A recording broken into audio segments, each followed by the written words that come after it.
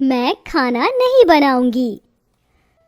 माँ, मैं नहीं आ रही रसोई में, बहुत गर्मी हो रही है। बेटी, रसोई में तो तुझे जाना ही होगा, तेरी शादी होने वाली है, तुझे सारा खाना बनाना आना चाहिए। खाना तो मुझे बनाना आता ही है, फिर क्यों आप मुझे परेशान कर रही हो? वैसे भी मेरी शादी इतने अमीर परिवार में हो रही है, वहाँ मैं खाना नहीं बनाऊंगी। हे भगवान, बेटी ऐसा नहीं बोलते, अपने ससुराल में जाकर खाना तो खुद ही बनाना, इससे सब लोग बहुत खुश होंगे। श्वेता अपनी माँ की ये बात सुनकर अपना मुंह चढ़ाकर वहाँ से चली जाती है। जिसके बाद कुछ दिन बीत जाते हैं और अब शादी का टाइम आ जाता है। आखिरकार वो दिन आ ही गया जब मेरी शादी एक अमीर परिवार में होने जा रही है। वहाँ मुझे कोई काम नहीं करने होंगे। श्वेता अपने कमरे में शादी के लिए तैयार हो रही थी, तभी उसकी माँ जाकर उससे कहती है, बेटी जल्दी से तैयार हो जाओ, बारात आ गई है। बस माँ, मैं तैयार हो गई हूँ, थोड़ी ही देर में आती हूँ। श्वेता तैयार होने के बाद अपने कमरे से बाहर आ जाती है, जहाँ उसकी कुछ सहेलियाँ और ललिता उसे शादी के मंडप तक लेकर जाती है। अब श्वेता अपने कार्तिक से शादी करके अपने ससुराल आ जाती है। आओ बहू, आ जाओ, तुम्हारा इस घर में स्वागत है। घर के अंदर गृह प्रवेश करते ही जब श्वेता अपने अमीर ससुराल को देखती है तो उसे बहुत खुशी होती है। कितना सुंदर घर है माँ जी, आपने घर तो बहुत अच्छा बनवा रखा है। हाँ बहू, इस घर को कार्तिक ने अपनी पसंद से बनवाया है। चलो तुम यहाँ बैठो, मैं तुम्हारे खाने के लिए कुछ मंगवाती हूँ। पहले दिन पर श्वेता को बहुत खातिरदारी होती है। उसके खाने के लिए बहुत सारी वैरायटीज का खाना मंगवाया जाता है। माँ जी, इतना सारा खाना, वो भी मेरे लिए? हमारे परिवार में बहू के पहले दिन पर उसकी बहुत सेवा करती है, क्योंकि उसके बाद तो बहू पूरे घर की सेवा करती है। अच्छा अच्छा, पहले ही जताया जा रहा है कि आज इन्होंने मुझे बनाकर खिलाया है, तो अब कल से मैं इन्हें बनाकर खिलाऊंगी। ऐसा बिल्कुल नहीं होगा, मैं खाना नहीं बनाऊंगी। इस तरह श्वेता सोच रही थी कि तभी मोनालिका उसे खाना खाने के लिए कहती है। खा लो बहू खाना, क्यों शर्मा रही हो? जी माँ जी, खा रही हूँ। खाना खाने के बाद मोनालिका श्वेता को उसके कमरे में ले जाती है, जहाँ श्वेता थोड़ा आराम करती है। शादी के चलते अब बहुत ज्यादा थक जाते हैं, इसलिए उस रात सभी आराम से सो जाते हैं। अगले दिन जब सवेरा होता है, मोनालिका अपनी नई बहू की पहली रसोई के लिए उसका इंतजार कर रही होती है। अरे क्या बात है, अभी तक बहू रानी आई नहीं, आज तो उसकी पहली रसोई की रस्म है। मोनालिका ऐसा खुद से कह ही रही थी कि तभी श्वेता अपने कमरे से बाहर आती है। आ गई बहू तुम, मैं तुम्हारा इंतजार कर रही थी, काफी समय लगा दिया सजने धजने में। माँ जी, अब नई नई बहू हूँ तो थोड़ा तो समय लगेगा ही। चलो ठीक है, जाने दो। देखो, आज तुम्हारी पहली रसोई की रस्म है, जाओ रसोई में जाकर कुछ खाना बना लो, और हाँ, सबसे पहले मीठे में ही कुछ बनाना, ये रस्म के हिसाब से बहुत जरूरी होता है। मैं खाना नहीं बनाऊंगी। श्वेता के मुंह से यह सुनते ही मोनालिका और वहाँ खड़े सभी लोग हैरान रह जाते हैं। अरे श्वेता, तुम ऐसा क्यों कह रही हो? पहली रसोई की रस्म के लिए तो सभी लड़कियां बहुत खुश होती हैं। लेकिन मैं खाना बनाने के लिए बिल्कुल भी खुश नहीं हूँ, इसलिए मैं खाना नहीं बनाऊंगी। लेकिन बहू, फिर पहली रसोई का क्या होगा? अरे घर में इतने सारे नौकर हैं ना माँ जी, उनसे बनवा लीजिए, लेकिन मैं खाना नहीं बनाऊंगी। श्वेता ऐसा कहने के बाद अपने कमरे में चली जाती है।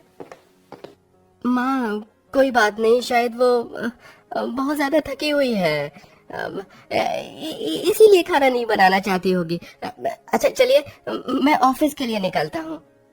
कार्तिक इतना कहकर ऑफिस के लिए निकल जाता है।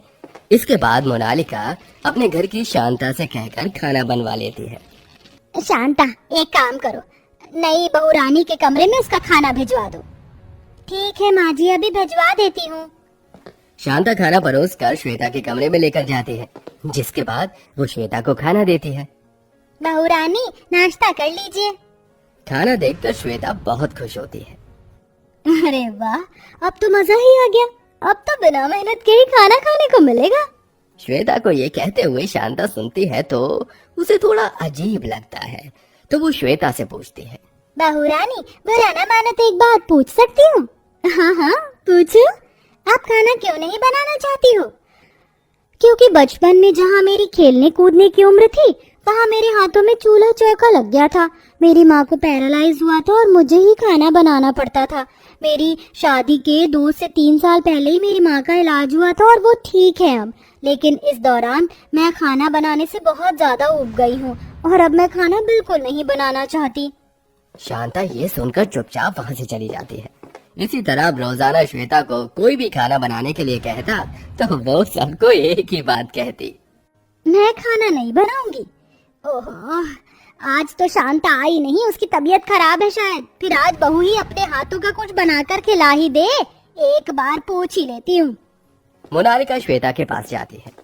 बहू, आज शांता काम पर नहीं आई है, उसकी तबीयत खराब है, तुम खाना बना लोगी?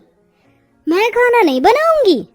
लेकिन बहू, माँ जी, मैंने कहा ना, मैं खाना नहीं बनाऊंगी। मोनालिका ये सुनकर चुपचाप श्वेता के कमरे से बाहर आ जाती है, जिसके बाद वो खुद ही रसोई में जाती है और खाना बनाने लगती है। लो जी, कर लो बात। बहू होने के बाद भी रसोई में मुझे खड़ा होना पड़ रहा है। ये कैसा नसीब है मेरा, पता नहीं बहू के हाथों का खाना कब नसीब होगा। रसोई में खाना बनाते बनाते मोनालिका को एक आइडिया आता है। अगर मैंने कुछ नहीं किया तो बहू इसी तरह फायदा उठाएगी। एक काम करती हूँ, बहू को घर में अकेला छोड़ देती हूँ 2 दिन के लिए। कार्तिक के साथ अपनी बहन के घर होकर आती हूँ। मोनालिका ऐसा सोचकर अपने बेटे को मना लेती है और उसे अपने साथ अपनी बहन के घर ले जाती है। अब घर में श्वेता अकेली रह जाती है।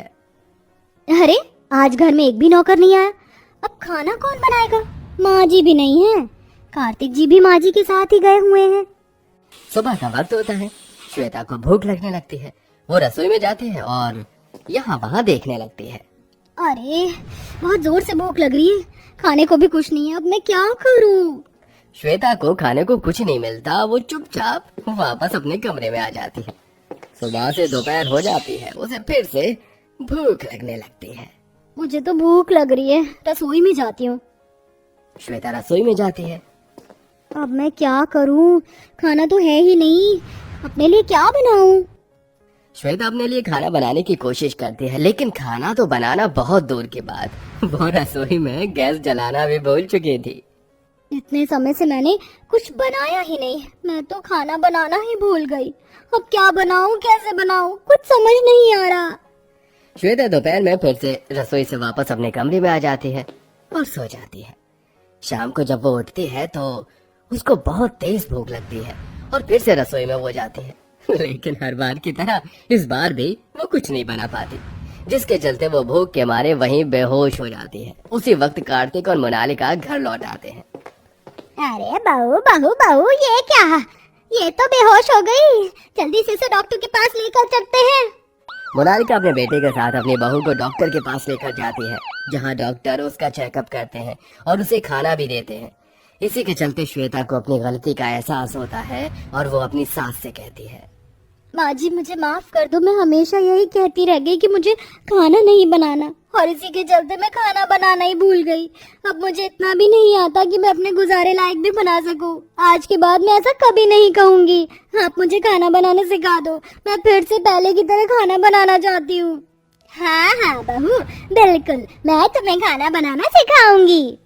इस तरह मोनालिका अपनी बहू को खाना बनाना सिखाती है, जिसके बाद श्वेता पहले की तरह अच्छा अच्छा खाना बनाने लगती है और वो अपने हाथों से खाना बनाकर अपने ससुराल में सभी को खिलाती और वो सब एक साथ खुशी खुशी रहने लगते हैं।